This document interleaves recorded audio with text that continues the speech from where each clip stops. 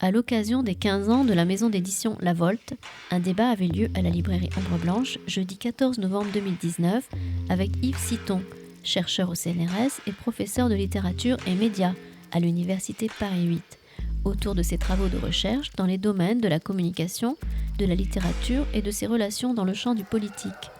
Yves Citon est l'auteur de nombreux ouvrages tels que Mythocratie, Zazirocratie aux éditions Amsterdam, Renverser l'insoutenable ou encore Médiarchie au Seuil. Bonne écoute à toutes et à tous.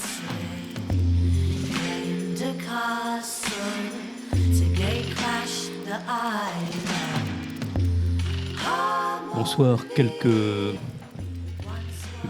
courtes présentations de Yves Citon et puis quelques remerciements, quelques précisions aussi parce que on est dans une semaine un peu compliquée pour nous, mais aussi pour Toulouse, et puis à la fois compliquée, mais aussi très riche en offres et en rebondissements pour tous ceux qui aiment écouter des conférences, écouter des artistes. Nous avons une fin d'après-midi, 17h, 20h, en compagnie d'Yves Citon, puis de Yves Citon et Alain Damasio, qui vient de s'installer là devant pour écouter son ami Yves Citon. Alors Yves Citon, il intervient demain, je crois, à Futurapolis. En même temps qu'Alain, donc forcément on sera deux et puis tout le monde sera chez Alain. Et moi je regretterai de ne pas pouvoir être à côté, mais c'est pas grave, ça arrive. Voilà, donc au Quai des Savoirs, pour Futurapolis, pendant que Alain Damasio, lui, sera à la Cinémathèque. Alors c'est ça, demain ou... Parce que moi, Quai des Savoirs et Muséum, je crois. Ah d'accord, vous ensemble à Futurapolis, en même temps. Mais à deux salles différentes, donc on ne pourra même pas s'écouter. Oui, voilà, ouais. Non, parce que la Cinémathèque vous a aussi invité. 17h, je crois que c'est 17, oui, 18. Vous avez laissé le cerveau à l'hôtel ou pour tout à l'heure, c'est ça? Enfin, en tout cas, il y a deux invitants. Il y a les journées montées par Le Point et qui s'appellent Futurapolis au Quai des Savoirs et au Muséum, dont on entend tous les matins la publicité sur France Inter, vous vous rendez compte, magnifique. Nous, à la Cinémathèque, on n'a pas les moyens de se payer de la pub sur France Inter. Et donc, à la Cinémathèque, nous sommes dans cette semaine Histoire de cinéma, avec des invités, dont Alain Damasio, qui a choisi des films, qui va les présenter au moins 3 fois, je crois, et qui, en plus, demain, sera l'invité de Franck Lubet pour un entretien sur son cinéma. Voilà, ça c'est pour les remerciements. Ce soir, vous serez à la Cinémathèque pour présenter... Ah, ça, vous vous en souvenez, hein, Alain? Voilà, donc Mulholland Drive à 21h. Donc, attention, les places sont comptées, mais enfin, voilà, si on y va à l'avance, je pense qu'on peut rentrer. Donc là, nous sommes en 2 temps. C'est ce qu'on avait prévu avec vous deux il y a quelques semaines. Yves Citon a accepté notre invitation, qui est aussi celle de Futurapolis pour les reprendre. Et je lui ai proposé parce qu'en fait c'est une invitation déjà relativement ancienne et vous avez préféré finalement tout conjoindre et je vous en remercie. Je vous ai proposé là, finalement très récemment de converser seul avec le public, d'abord de faire une première intervention à propos de laquelle le public pourra réagir autour peut-être de ce livre, enfin autour plutôt de ce verbe renverser l'insoutenable, en reprenant le travail que vous avez fait depuis, et notamment autour de ces 2 livres publiés chez le même éditeur aux éditions du Seuil, Pour une écologie de l'attention d'abord. Ça, c'était il y a 3 ans, je crois. 2014, je crois. Même 5 ans. Et Médiarchie, il y a 2 ans déjà. Voilà, donc tout un parcours pour peut-être revenir à cet insoutenable que dans ce livre, Renverser l'insoutenable, puisque finalement, l'insoutenable, il est quand même de plus en plus présent et effectivement, on sent des réactions pointées. Je pense que d'ici la fin de l'année, on en verra sûrement beaucoup d'autres. Donc voilà, vous entendre là-dessus, entendre le public, ça c'est une première heure. Et ensuite, vous aurez ce dialogue avec Alain Damasio, que vous avez déjà eu à Paris, je crois, c'est ça? Alors, on s'est déjà vu à Paris, mais on peut discuter. Publiquement? Publiquement, oui, on a été vus ensemble publiquement à Paris. Ouais. D'accord, donc vous êtes retracés tous les deux, très bien. Hein, de toute façon, il y a des caméras partout, alors. Bon, merci Alain. Merci Yves, pardon, ça y est, je commence à tout confondre. Je vous laisse à tout à l'heure. Merci beaucoup. Donc merci pour l'invitation, merci à vous de vous déplacer dans une journée pluvieuse où il y a plein d'autres choses à faire, je suis sûr, à Toulouse. Donc je vous propose de vous parler pendant une 25aine de minutes, vous dire un certain nombre de choses et que vous m'interrompiez quand vous voulez, parce que moi j'aime beaucoup être interrompu, ou que si vous ne m'interrompez pas, moi j'essaie de m'arrêter vers moins quart ou moins 20 pour qu'on ait un petit peu de temps d'échange. Donc après on aura un échange avec Alain. Moi je vais surtout poser des questions à Alain, parce que là c'est moi qui parle et après ça sera plutôt lui. Mais voilà, donc n'hésitez pas à m'interrompre et j'espère qu'on aura du temps pour que vous aurez des questions à la fin, parce que c'est ça qui va vraiment m'intéresser. Moi, j'aime pas trop parler des choses que j'ai fait dans le passé, d'abord parce que je les oublie, et puis parce que je fais des livres pour me débarrasser des idées, puis après essayer d'en trouver d'autres. Donc, je vais plutôt vous parler de ce que je suis en train de finir maintenant, un livre qui devrait paraître au mois de mars, que j'écris d'ailleurs avec un ami et un collègue qui s'appelle Jacopo Rasmi, qui est un jeune homme italien d'à peu près 28 ans. Moi, j'arrive à la soixantaine. Et on a intitulé le livre « Génération au pluriel collapsonaute ». Génération au pluriel collapsonaute. Et donc, comme le disait Christian très gentiment, j'avais publié un livre il y a une dizaine d'années qui s'appelait « Renverser l'insoutenable ». Ce n'était pas du tout le titre que moi je voulais. Ça s'appelait « Politique des pressions » ou je ne sais pas quoi. Et puis, c'était Hugues Jalon, que j'aime beaucoup au Seuil, qui m'a dit « Non, c'est nul, ton titre, il faut mettre Renverser l'insoutenable ». Donc moi, bon, je ne sais pas ce que vous en pensez. Moi, je ne sais pas si c'est un titre qui me convient ou pas, mais en tout cas c'est le titre. Il y avait cette idée d'insoutenable que j'essayais de développer un petit peu, de déplier là-dedans. Et depuis, et moi, alors on peut dater ça de 2014, 2015, mais il me semble que c'est surtout depuis à peu près un été et demi, depuis une année et demie, depuis 2018, je ne sais pas, c'est une impression que j'essaie de partager avec vous. Il me semble qu'on parle beaucoup d'effondrement. Je ne sais pas si c'est que moi. Parce que vous savez, après cette histoire, vous êtes sur YouTube, vous faites un truc sur l'effondrement YouTube, puis vous avez que des effondrements qui vous viennent dessus parce qu'ils savent que ça se vende et puis que vous regardez, etc. Donc je ne sais pas si c'est ma petite bulle de filtre à moi qui fait que tout ce que je regarde, ça parle d'effondrement, ce qui est possible, ou si je ne suis pas le seul. Et là, je vois des gens qui font comme ça, donc j'imagine que je ne suis pas le seul, ou qu'on regarde tous YouTube avec les mêmes algorithmes, peut-être. Et moi, ça m'intrigue, cette histoire. Alors, d'une part, ça me cause plein d'affects, des affects un peu d'angoisse, des affects de... Enfin, voilà, il y a plein d'histoires affectives. Je ne vais pas parler des affects de l'effondrement, parce que les collapsologues, me semble-t-il, en parle beaucoup. Donc il y a des gens qui s'appellent des collapsologues, ou qu'on appelle, ou qui s'appellent des collapsologues, qui seraient justement plus particulièrement, alors soit penchés sur cette question, soit à nous proposer des discours sur cette affaire d'effondrement. Et je sens, mais de nouveau, ça c'est vraiment de l'intuition, de l'impression, une sorte de transformation de la collapsologie qui, en tout cas française, après il faudra peut-être qu'on distingue ce qui se passe en France, ce qui peut ne pas se passer ailleurs en termes de discours, et puis ce qui s'est passé par exemple aux États-Unis, mais en tout cas en France, il y a d'abord eu un livre qui s'appelait « Comment tout peut s'effondrer », que peut-être certains d'entre vous connaissez, qui avait pas mal d'informations, ces espèces de courbes en canne de hockey, toutes ces choses qui étaient plus ou moins stables pendant des millénaires, et puis à partir soit fin 18e, soit 19e, soit 1950, commence à partir comme ça, et soit c'est de la croissance, et c'est des choses merveilleuses, soit c'est des impacts de la croissance qui rendent la vie plus ou moins difficile, voire impossible sur cette planète. Et donc la première vague, il me semble, de Pablo Servigne, Raphaël Stevens, etc., c'était de nous donner les éléments d'information qui font que, on se demande, est-ce que ça va tenir ? Non, ça ne peut pas tenir. Et maintenant, avec le troisième livre qu'ils ont fait, qui s'appelle Une autre fin du monde est possible, il me semble qu'on se dirige plutôt vers justement la gestion des affects. Si on vous donne toutes ces courbes à la figure et que vous voyez que ça surchauffe et que ça va devenir invivable ou insoutenable, comment vous faites ? Soit vous effondrez vous-même, et donc la vision ou l'hypothèse ou l'anticipation d'un effondrement collectif fait qu'on s'effondre psychologiquement, individuellement, subjectivement, et donc qu'est-ce qu'on peut faire pour ne pas s'effondrer ? Et ça devient, et moi je ne sais pas du tout méprisant dans mon discours de dire qu'il y a un petit côté self-help, où avec Entraide, c'était leur deuxième livre, s'aider les uns les autres, mais s'aider les uns les autres sur des bases un petit peu personnelles, affectives, en petite communauté, comment on se parle pour ne pas s'effondrer. Et tout ça me semble, ça me parle.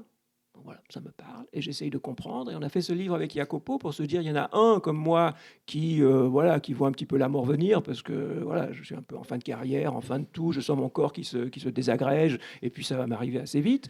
Donc bon, et puis il y en a un qui est tout jeune et qui est confronté au même discours plus ou moins, et ça m'intéressait de voir comment lui réagissait différemment parce que je me méfie un petit peu des vieux qui pensent que c'est la fin du monde parce que c'est la fin du monde pour les vieux parce qu'ils sont vieux.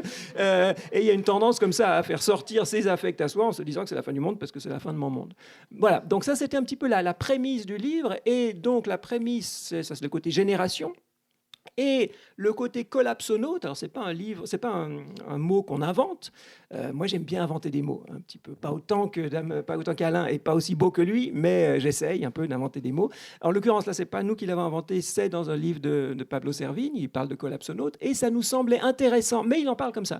Et il me semble que le mot a pas vraiment pris. Enfin, moi, je le vois rarement. Collapsologue, oui, collapsologie, machin, mais collapsonaute, pas trop.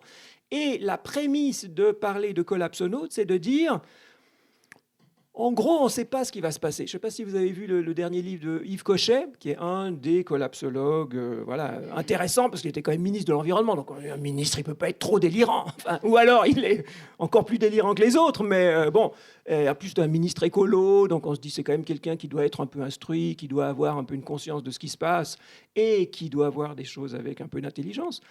Et donc, il fait ce livre qui est sorti il y a 1 ou 2 mois, qui nous annonce que cet effondrement qu'on conjugue au singulier, il aura lieu probablement avant 2025, mais certainement avant 2030. Et là, que les illuminés du quartier rêvent que ça va mal se passer, c'est tous les jours, qu'un ex-ministre vous dise que certainement d'ici 2030, en gros, il faut commencer, comme il le fait lui dans sa ferme, à avoir des chevaux, parce que voilà, bon, tout ça. Donc on regarde ça. Et ça, c'est des discours justement collapsologues. C'est quelqu'un qui produit du discours et qui nous dit des trucs sur ce qui va se passer avec, comme ça, des prévisions, qu'il assume.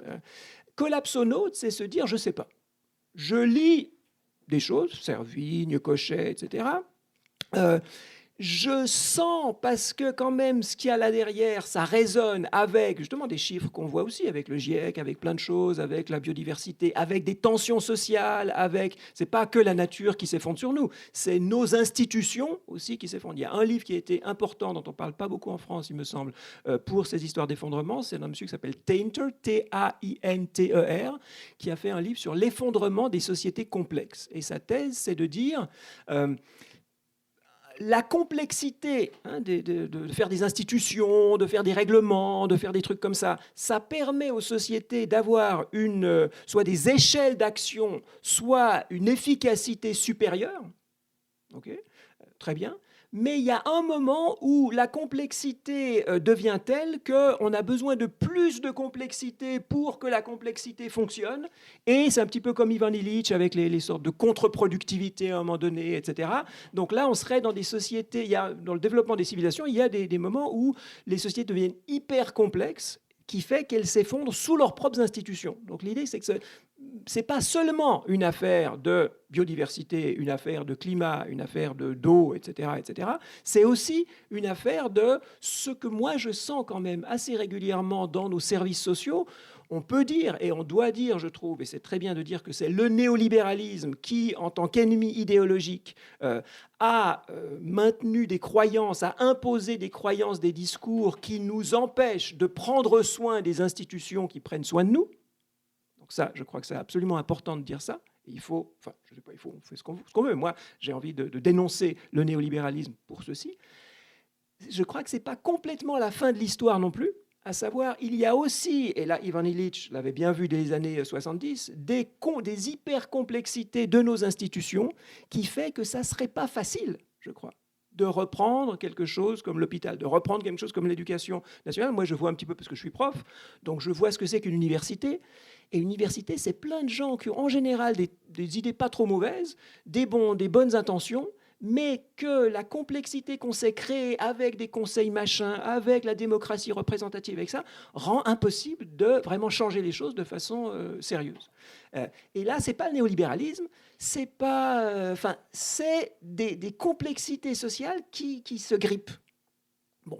Donc, collapsonaute, c'est quoi? C'est de dire que on sent que c'est en train de se passer, que ce n'est pas seulement 2030, que c'est en train de se passer, et que le défi, c'est d'essayer de naviguer sans trop sombrer là-dedans. Et de naviguer à plusieurs, essayer de se repérer un petit peu avec peut-être, je crois, ce dont on a beaucoup besoin, c'est de nouveaux points d'orientation, de nouveaux systèmes de valorisation, de nouvelles échelles, etc. Et donc, comment on navigue cet effondrement ou ces effondrements qui sont en train de se faire. Et dans le livre, au début avec Jacopo, on se pose des questions des mots. De nouveau, parce que moi je suis un peu littéraire comme Alain, et donc on se demande, ce mot effondrement, c'est lui qui a pris collapse en anglais, collapse, collapsologie ou effondrement. Donc ça a pris. Donc c'est pas à moi de dire, les gars, vous êtes tous nuls, c'est pas le bon mot. Non, c'est le mot qui a pris. Donc voilà, il faut se le coltiner. En même temps, on peut peut-être prendre un peu de recul face à lui. Nous, ce qui nous gêne avec Jacopo dans cette histoire d'effondrement, c'est d'abord le singulier, l'effondrement. Et il me semble que quand on dit l'effondrement, on sait que nous, pour le moment, ça va. Et que c'est justement, est-ce que ça va être 2025, est-ce que ça va être 2030, est-ce que ça va être jamais, parce qu'on va trouver un truc pour faire de l'hydrogène, que ça coûte rien, et puis qu'on aura plein de choses, et puis qu'on pourra enlever le carbone dioxyde, etc. Je ne sais pas. Mais c'est dans le futur. Il nous semble déjà mieux de parler des effondrements. Qu'est-ce que c'est que la colonisation du point de vue des Africains? C'est déjà des formes d'effondrement. Qu'est-ce que c'est que l'esclavage? Qu'est-ce que c'est que tout ça? Donc il y a eu des formes d'effondrement. Il y a, dans une longue perspective de modernité, de modernisation, des effondrements qui persistent en Afrique depuis des siècles. Donc on est un peu la conséquence de cette colonisation du monde, des humains, de la nature qui est en train justement de nous revenir dans le visage, et on vit une nature tellement colonisée qu'elle devient invivable pour nous-mêmes qui l'avons colonisée. Donc parler des effondrements, non pas forcément ou seulement au futur, mais au pluriel et au continu, avec forcément des précipitations qui risquent d'arriver et qui risquent d'être beaucoup plus douloureuses que tout ce qu'on peut peut-être même imaginer aujourd'hui. Donc plutôt au pluriel, et ensuite plutôt peut-être, parce que effondrement, c'est quelque chose qui tombe tout d'un coup. La beauté du mot effondrement pour moi, comme collapse, c'est que ça tombe tout d'un coup pour des causes intérieures. Un bâtiment qui s'effondre, voilà, si quelque chose... Enfin, voilà, il y a une faiblesse intérieure qui fait que ça s'effondre. Donc là, moi, ça me semble une bonne intuition. En même temps, on préfère parler de délitement plutôt que d'effondrement. Le délitement, c'est des processus qui peuvent produire les mêmes résultats, mais qui peuvent se passer à des échelles, à des temporalités très, très différentes. Donc, voilà, d'abord, réfléchir sur le vocabulaire, garder ce mot d'effondrement, parce qu'on sait de quoi on parle. Là, c'est où j'ai dit effondrement, j'ai vu qu'il y a des regards qui se soulevaient. Donc, voilà, la langue commune, c'est aussi des choses, justement, où on croit qu'on désigne les mêmes choses avec les mêmes sons ou les mêmes graphèmes. C'est jamais vrai, parce qu'on a chacun une idée différente de ce que c'est que l'amour, de ce que c'est que l'effondrement, de ce que c'est que la liberté, etc. Donc on se leurre en pensant que les mots désignent les mêmes choses, mais on se comprend juste assez pour qu'on puisse quand même être plus intelligents ensemble.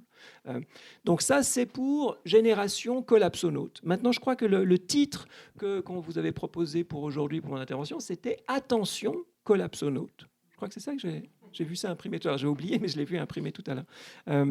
Et alors, pourquoi j'avais pu dire ça, attention, quand j'ai fait un mail, je pense, un peu tard le soir à Christian, c'était pour jouer sur l'ambiguïté du truc. À la fois, j'ai envie de dire, faisons attention à ces collapsologues.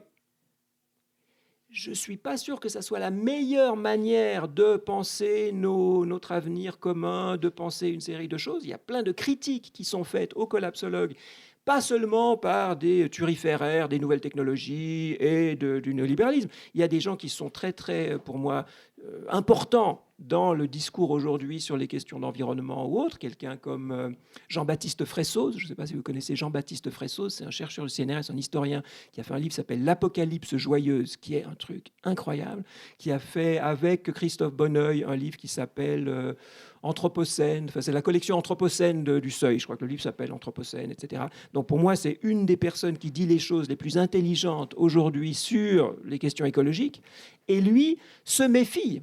Et il nous donne toute une série de raisons pour lesquelles il faut qu'on se méfie de ce mot d'effondrement et de ce que ça implique politiquement, dépolitiquement, parce qu'une des accusations, c'est de dire que ça dépolitise. Si vous pensez que de toute façon ça va s'effondrer, pourquoi vous investir dans un syndicat ? pourquoi aller manifester dans la rue? De toute façon, ça va s'effondrer. Donc, soit acheter des munitions, soit apprenez à faire des boîtes de conserve, soit... et ça, c'est la collapsologie, version survivaliste. Et alors, j'avais dit tout à l'heure, la collapsologie française est assez originale par rapport à d'autres pays européens peut-être, en tout cas ce que j'en connais, et par rapport aux États-Unis. Il y a une vague collapsologiste qui est assez ancienne, qui est très forte aux États-Unis, qui est aussi représentée en Suisse, en France, etc., qu'on peut qualifier, disons, de survivaliste, où justement, c'est des gens qui prennent ça très au sérieux, mais qui ont une réponse individuelle. À savoir, moi, ma famille, il faut qu'on construise un bunker, il faut qu'on se débrouille pour nous survivre, et puis de toute façon, ça va être le foutoir, donc à chacun pour soi, et il n'y a pas de Dieu pour tous, donc de toute façon, il n'y a que chacun pour soi. Ça, c'est le survivalisme dur qui, moi, me semble être vraiment un danger. Et un danger très très réel. Ça fait des choses comme des c'est vraiment associé aux États-Unis, que je connais un petit peu moins mal qu'ailleurs, à des choses vraiment très très très problématiques.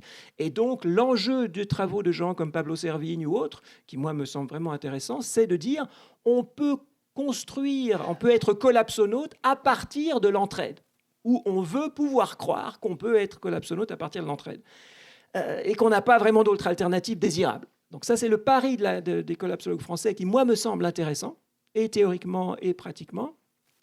Et donc, voilà. Mais, donc, attention collapsonaute, c'est d'abord... Bon, on ne sait pas ce que ça vaut cette histoire des fonds. Moi, je ne sais pas. Je vais faire un livre là-dessus avec Jacopo pour essayer de voir ce que ça peut nous dire, mais c'est peut-être à moitié pourri, à moitié intéressant, etc. Et l'autre conception ou acception de attention collapsonaute, c'était... parce que j'avais travaillé un peu sur des questions d'attention. Qu'est-ce que c'est qu'être attentif? Qu'est-ce que c'est qu'être attentionné? Qu'est-ce que c'est que l'économie de l'attention? Qu'est-ce que c'est qu'une écologie de l'attention? C'est des choses qui m'intéressent et que j'ai un petit peu creusé. Et il me semble qu'on peut faire un petit peu le lien entre ce qu'on nous dit être aujourd'hui une crise de l'attention. Nous serions tous submergés de notifications, on n'a pas le temps de faire ce qu'on veut faire, notre attention est capturée par les GAFAM qui nous envoient ce qu'ils veulent nous envoyer pour maximiser justement quoi? Notre temps d'attention, parce que c'est ça qui se vend et qui reconfigure complètement non seulement les médias mais l'économie générale. Donc il y a tous ces discours-là sur l'attention. On peut en rediscuter après si vous voulez. Voilà, j'ai un peu regardé ça. Et donc l'intérêt pour moi, pour ne pas répéter toujours les mêmes choses, c'est de se dire qu'est-ce que ça serait qu'une attention collapsonaute? En termes attentionnels, c'est quoi? Faire attention en tant que collapsonaute. Et là, de nouveau, c'est des choses que j'avais un petit peu mises en place dans des livres précédents. Quand j'avais fait un livre sur l'écologie de l'attention, c'est-à-dire à la fois, nous devrions faire plus attention à l'écologie, ça c'est un peu banal, d'accord, on a les yeux rivés sur le PIB, la croissance économique, etc., ou la bourse, et pendant qu'on a les yeux rivés là-dessus, on ne regarde pas ce qui est en train de se passer ailleurs, donc ça c'est un peu détourner le regard, reconcentrer son attention, mais c'est justement reconcentrer, c'est pas ça, mais rediriger ses attentions sur les milieux de vie, écologie, mais c'était aussi de dire, il y a une certaine écologie de l'attention elle-même. Lorsque je regarde YouTube, je suis dans un milieu médialisé, un milieu médiatique, avec des images, avec des choses, des sons qui me viennent, qui constitue une certaine écologie, un certain milieu attentionnel, et il faut penser l'attention non pas en termes d'une sorte de liberté, je peux faire attention à ceci ou à cela, mais des conditionnements par les milieux. Donc ici, on est dans un dispositif où il y a un type qui a un micro. Le fait qu'il ait un micro, ça fait que sa voix porte beaucoup plus, qu'elle vous assourdit un petit peu. Peut-être ça vous empêche de penser. Peut-être que vous avez plein de choses beaucoup plus intéressantes à penser que ce que je vous dis. Et parce que j'ai un micro, parce qu'on est là, parce que vous regardez vers moi, ce que je vous dis, ça vous empêche de penser. Donc c'est un certain régime attentionnel qui est... Vous êtes conditionné et je suis conditionné parce que je ne vais pas commencer à allumer une cigarette et puis à rêvasser. Si j'ai ce micro, ça me dit tu dois parler dedans, sans ça les gens ne vont pas être contents. Oui, voilà. Donc ça me force un peu à parler, ça vous force à écouter et ça constitue une certaine écologie attentionnelle, un milieu attentionnel. Donc, j'ai encore 7 minutes pour finir mon petit discours. Qu'est-ce que ça serait qu'une attention collapsonaute ?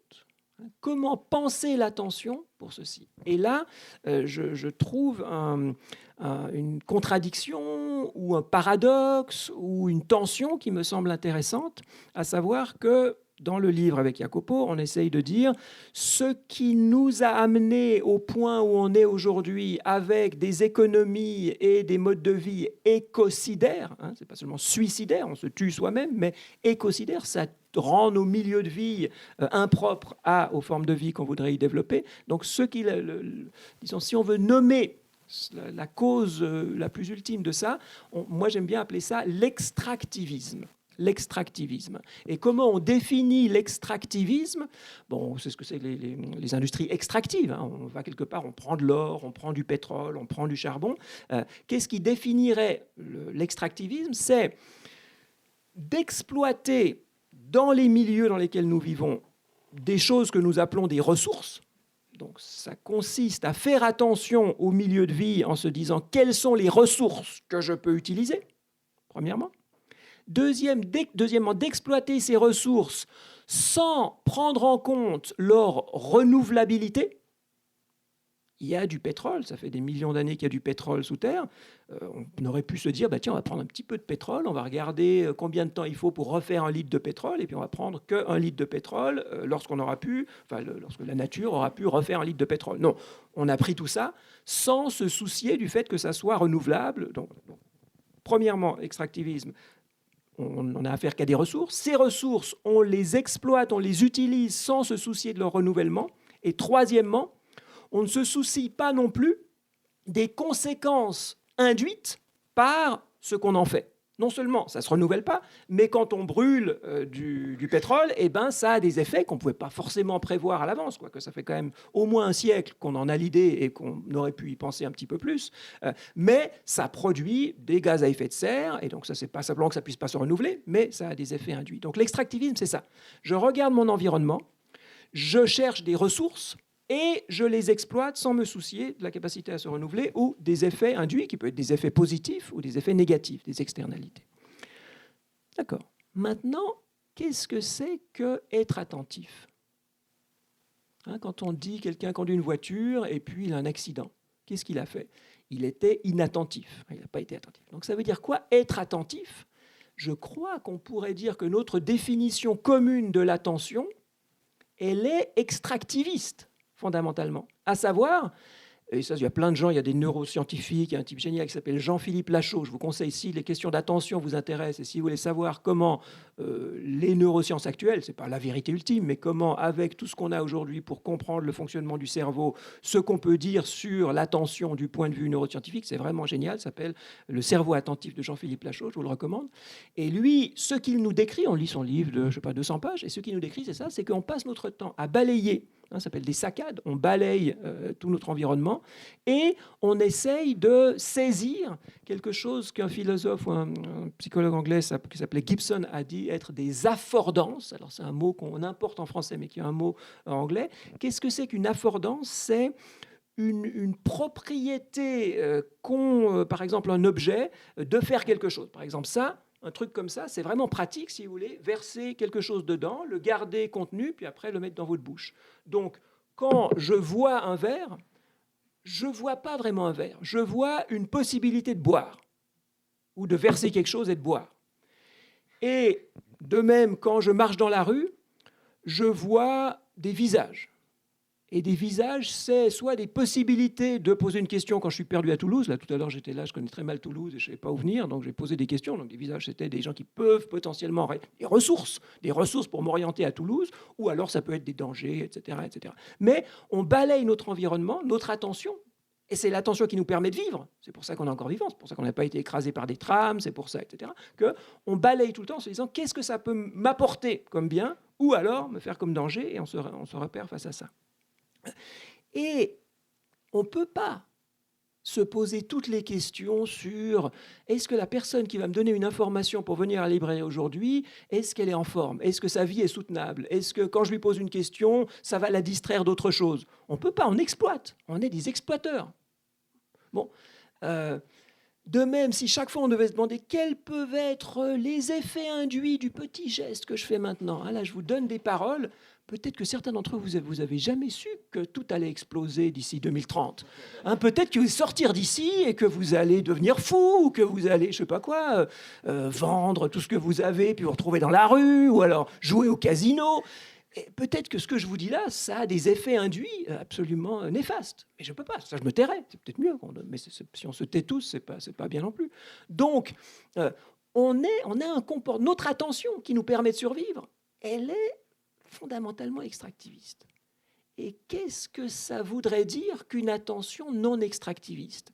Il me semble, et c'est pour ça un petit peu quand je parlais attention collapsonaute, pour moi, un des défis, c'est d'essayer de comprendre comment... peut-être qu'on est, alors naturellement, je ne sais pas trop ce que ça veut dire, mais peut-être qu'on est comme ça spontanément extractiviste et que c'est comme ça qu'on survit et qu'on ne peut pas vraiment devenir ni des anges ni autre chose que ce qu'on est.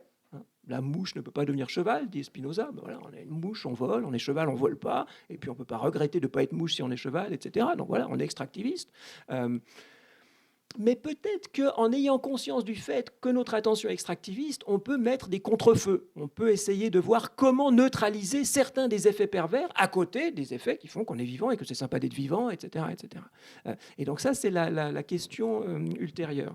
Si j'ai encore peut-être 2 minutes, je vous dis qu'on a fait une expérience intéressante à Paris, où il y aura Floriane Pochon qui va venir, mais là, c'était une expérience antérieure. On fait des sortes d'ateliers ou d'expériences de désorientation.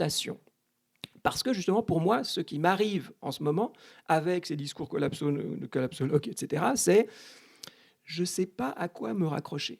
Je ne sais pas à quelle valeur je peux faire confiance et lesquelles sont comme ça tellement intriqués dans ce que je fais qui nous ruine et ce que nous faisons qui ruine nos conditions de vie pour l'avenir, que je me méfie un peu de tout, ce qui n'est pas possible, il faut croire en certaines choses. Donc cette situation de désarroi ou de désorientation, il me semble qu'elle est constitutive, en tout cas de mon moment à moi, et on se disait comment on peut faire ça sous forme physique. Et donc, on a invité quelqu'un qui est un danseur, qui fait de la contact improvisation, qui a fait venir ses copains. Et c'est la Gaîté Lyrique, qui est un amphithéâtre assez pentu. Et on a proposé aux gens de venir, de devoir signer une déclaration disant que la Gaîté Lyrique n'était pas responsable de ce qui leur arriverait. Et ça fait déjà des effets super intéressants. De leur mettre un bandeau sur les yeux et de leur dire, maintenant, vous avez le choix. Soit vous tombez à gauche, soit vous tombez à droite. Et à gauche, vous allez tomber sur vos pieds. À droite, vous ne savez pas. Et il y a plein de gens qui ont passé à droite, après avoir signé le truc et puis s'être bandé les yeux. Et à droite, on les faisait mais vraiment tomber, faire des sortes de roulés-boulés sur, je ne sais pas, c'était un assez grand amphithéâtre. On avait mis une bâche, il y a des gens qui portaient la bâche, et les gens roulaient comme ça, puis se retrouvaient en bas, puis on a fait attention à ce que personne ne se casse trop de choses, etc., etc. Et après, dans le noir, on s'est dit, bah tiens, est-ce que ça nous a désorientés ? Est-ce qu'il y a eu un moment de panique ? Parce qu'il y a toutes des théories, justement, pour mon ami Asaf Bakra, qui travaille là-dessus, de nouveau à partir de neurosciences, et de la danse. Il associe la contact improvisation des danseurs avec les neurosciences. Et quelqu'un qui s'appelle Steve Paxton, qui est un des praticiens et théoriciens de la contact improvisation, dit, à un moment donné, on a une sorte d'attention sphérique. Et qu'est-ce que c'est que l'attention sphérique ? C'est justement, vous êtes complètement désorienté, vous ne savez pas où est le haut, où est le bas. Et nous, ça nous intéresse forcément aux histoires d'effondrer. L'effondrement, c'est une chute. Donc, qu'est-ce que c'est que ce que les danseurs appellent des chutes partagées ? Qu'est-ce que c'est que ces moments où, justement, on est complètement désorienté ? Eh bien, il nous reste quelque chose qui est une attention sphérique. Et l'attention sphérique, on ne peut pas identifier des choses. On n'est justement pas dans l'affordance. On n'est justement pas dire, tiens, ça, c'est un truc, ça, c'est un verre, puis je vais boire, ça me donne soif. Ou ça, c'est... Ça bouge trop vite et on ne sait pas, mais on a une sorte de sensibilité d'un autre ordre à ce qui est autour de nous à 360 degrés. Et on sent que là, il fait chaud, ou ça sent mauvais, mais on ne sait pas ce que c'est, ou là, il y a trop de lumière, ou là, au contraire, il y a de la lumière, et peut-être qu'il y a quelque chose à faire. Et ces moments-là qu'on peut artificiellement causer avec des chutes partagées, avec des dispositifs comme ceci, ça nous donne des modes d'orientation qui sont peut-être beaucoup plus primaires, très différents, mais qui, moi, m'intéressent justement parce que c'est autre chose, c'est une autre forme d'attention. Alors, je finis là-dessus pour dire que ce qui, moi, m'a semblé le plus intéressant dans cette petite cérémonie, ou c'est ce qu'on avait fait à la Gaîté Lyrique, c'est que finalement, personne n'avait eu peur. Et donc, pourquoi personne ? Il y avait un petit doute lorsque les gens ont signé le papier. Parce que si on vous dit on n'est pas responsable de ce qui vous arrive, il doit y avoir une raison. Donc là, ils se sont dit, qu'est-ce que c'est que cette histoire ? Mais en fait, tout le monde faisait confiance à la Gaîté Lyrique, parce que ce n'est pas un lieu où on se fait trucider, je ne sais pas, Citon et autres, on est des universitaires là, et puis on se dit, ce n'est pas des gens qui pendent les autres, donc voilà. Donc, mais ça nous dit quoi ? Ça nous dit justement qu'on peut vivre, on vit, et on n'est pas fou, parce qu'on a cette espèce de confiance latente dans soit un proche qui est là et qui, si on a une crise cardiaque, il va appeler l'hôpital, ou elle, ou des institutions, la Gaîté Lyrique, des universitaires, un ministre, je disais, le ministre qui nous dit que ça va s'effondrer en 2030, le fait qu'il ait été ministre, il y a quand même des institutions qui étaient mêlées là-dedans, qui investissaient un petit peu de confiance là-dedans, et que la véritable peut-être angoisse de l'effondrement, et c'est comme ça que Yves Cochet définit l'effondrement, c'est justement le moment où il n'y a plus d'institutions dirigées par la loi ou régies par des lois qui permettent de satisfaire nos besoins de base. Et alors après, je vais finir là-dessus, ça nous pose la question, qu'est-ce que c'est qu'une institution ? Ce n'est pas seulement un ministère, ce n'est pas seulement une université, ce n'est pas seulement la Gaîté Lyrique. On a nos petites institutions qu'on bricole entre nous. N'empêche que le fait qu'on vive dans un monde où justement nous puissions tomber, voire même nous puissions nous effondrer, et qu'on a quand même cette idée que, alors qu'on appelle ça État-providence, qu'on appelle ça sécurité, on appelle ça comme on veut, mais qu'on sent, même dans les moments d'attention sphérique, où on espère qu'il y a quelque chose qui va faire que, même si on a signé un truc, quand même, ça ne va pas être aussi sauvage que ça, nous, on l'a vraiment... Enfin, moi, je suis né là-dedans. En plus, je suis né en Suisse et tout, j'ai jamais été misérable et compagnie. Donc, moi, je sens que je suis complètement né là-dedans et que ça, c'est peut-être le plus précieux. Et que ça qui est peut-être le plus précieux, c'est pas directement lié à toute la vie luxueuse qu'on peut mener. Il y a plein de choses dans notre vie luxueuse qu'on peut mener qui peuvent assez facilement disparaître. Et que ça, alors il faut un peu de bouffe et un peu de calories, mais que c'est un peu de bouffe et un peu de calories et ces espèces d'institutions à tous les niveaux que ça peut être, qui font qu'on n'est pas complètement exposé, que ça c'est vraiment, si être collapsonaute et une attention collapsonaute veut dire quelque chose, c'est justement non seulement de faire attention au danger, être attentif, mais d'être attentionnés les uns envers les autres, les uns envers les institutions, les communs que nous construisons avec les autres, et que c'est ce balancement entre attentionné et attentif, et attentionné étant générateur et à la fois cultivateur d'institutions à plein d'échelles différentes, qui est peut-être important pour une attention collapsonaute. Donc là, j'ai dépassé de 3 minutes. Moi, j'ai fini mon petit moulin à parole, et si vous avez des remarques ou des témoignages ou des oppositions ou des dénonciations, n'hésitez pas. Pour autant que ce soit moi qui sois délationné, il faut dénoncer personne d'autre. Donc après, je ne sais pas si on a besoin de micro, si on peut parler comme ça. Il faut passer le micro, alors on passe le micro. Merci pour cet exposé. Tout à l'heure, quand vous avez fait référence un petit peu à la complexité, notamment administrative, pour simplifier, etc., mais ça me rappelle un bouquin donc, qui date d'une cinquantaine d'années. Donc, le titre, dont les personnes d'un certain âge pourront le comprendre, peut-être un peu moins les jeunes, puisqu'il s'appelle « Les rondes à chier de l'encre ». Les rondes à chier Les rondes à chier de l'encre. De l'encre. Ah, les rondes à chier de l'encre. La rondache étant évidemment une forme d'écriture manuscrite, donc seules les personnes d'un certain âge ont pu aborder. D'accord. Alors, donc, évidemment, il y a le jeu de mots qui est évident, et l'auteur explique qu'en fait, depuis l'époque romaine, il y a eu systématiquement une complexification, et notamment donc, les gens qui avaient un pouvoir quelconque, que ce soit au niveau des péages, où on peut trouver d'autres exemples. Donc, non seulement donc, ils cherchaient à s'enrichir en multipliant les rentrées, mais après, la peur de perdre leur travail faisait qu'ils compliquaient les choses.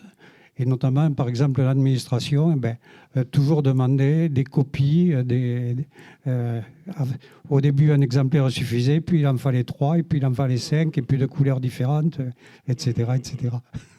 Alors évidemment, ça va à l'encontre de l'entrepreneuriat moderne et au niveau de l'efficacité économique. D'accord. Alors merci, moi je ne connaissais pas, j'aime bien l'idée. J'ai bien compris, c'est les ronds d'acier de l'encre. Oui. Et ça peut s'écrire en un mot, rond d'acier de l'encre. Oui. C'est trop beau ça, d'accord.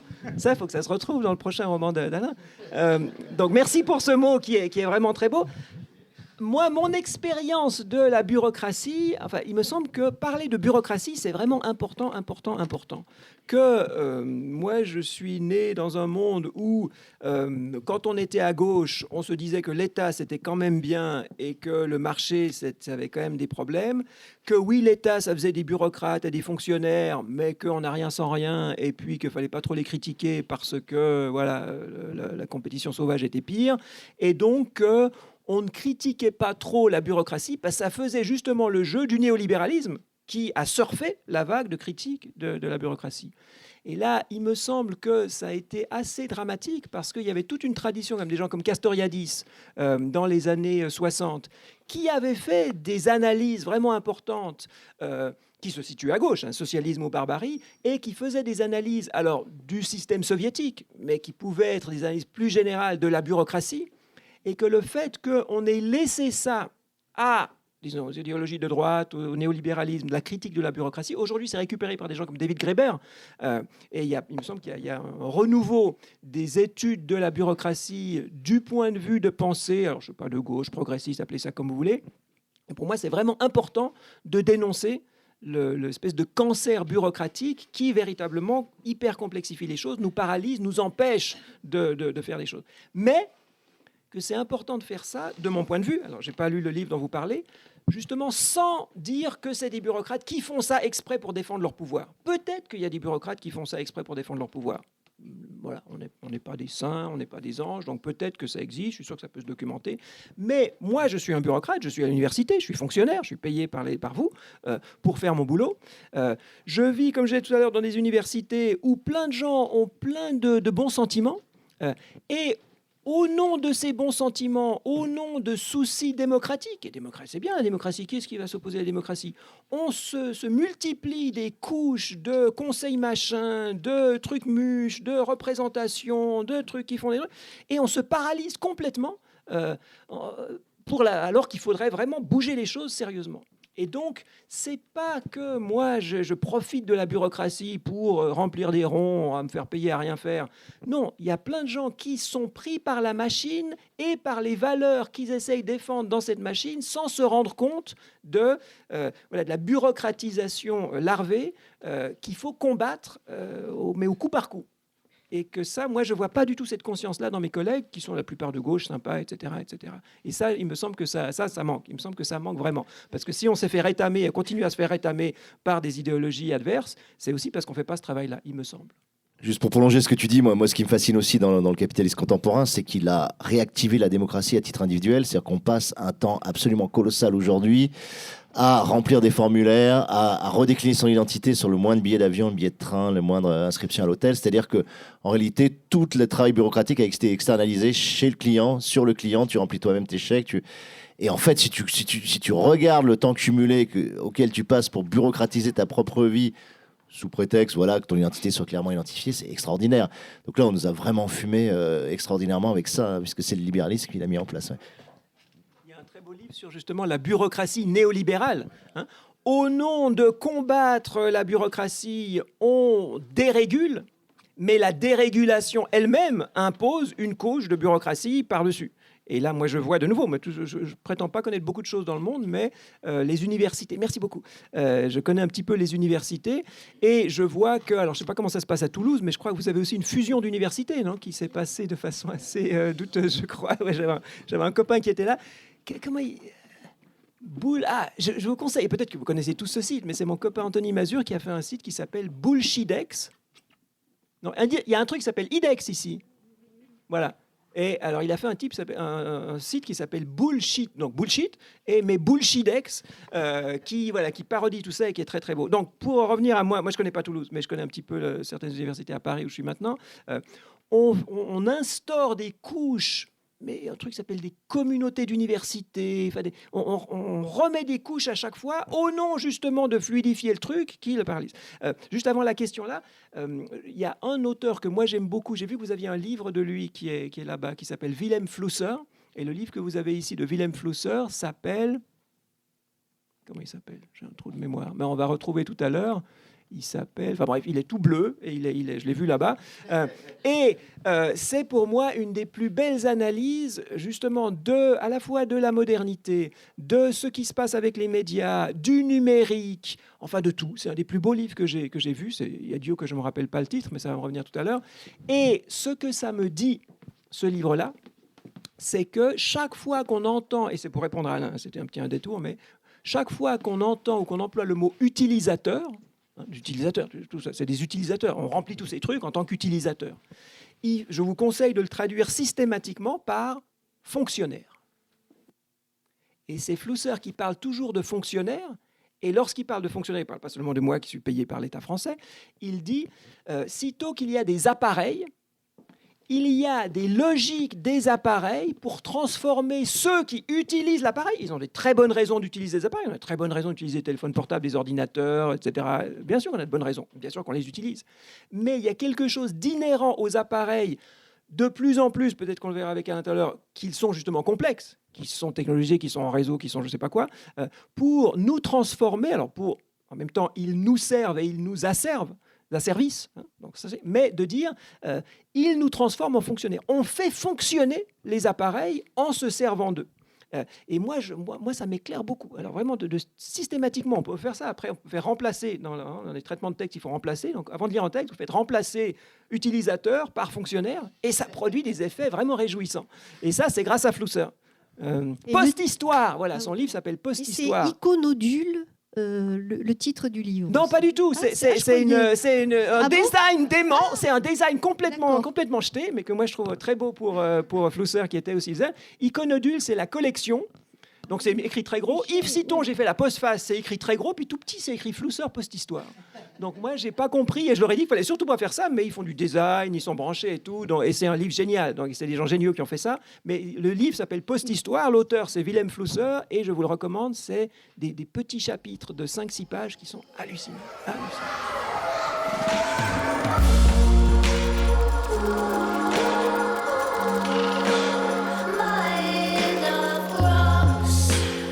Vous venez d'écouter Yves Citon à la librairie Ombre Blanche, jeudi 14 novembre 2019, à l'occasion des 15 ans de la maison d'édition La Volte.